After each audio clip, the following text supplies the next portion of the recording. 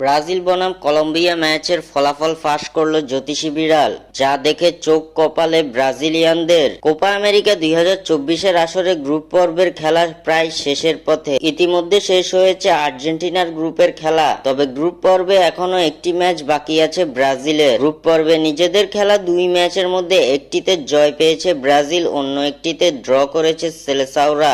Group পর্বে নিজেদের প্রথম ম্যাচে কোস্টারিকার বিপক্ষে গোলশূন্য ড্র করে পয়েন্ট টেবিলের সমীকরণটা জটিল করে ফেলেছে দড়িবালের শিষ্যরা। তবে দ্বিতীয় ম্যাচে প্যারাগুয়ের বিপক্ষে 4-1 গোলের বিশাল জয় নিয়ে কিছুটা স্বস্তিতে আছে ব্রাজিল। গ্রুপ পর্বে নিজেদের তৃতীয় ম্যাচে ব্রাজিলের প্রতিপক্ষ শক্তিশালী কলম্বিয়া। এই গ্রুপে থাকা ব্রাজিল পয়েন্ট টেবিলে অবস্থান করছে দ্বিতীয় স্থানে।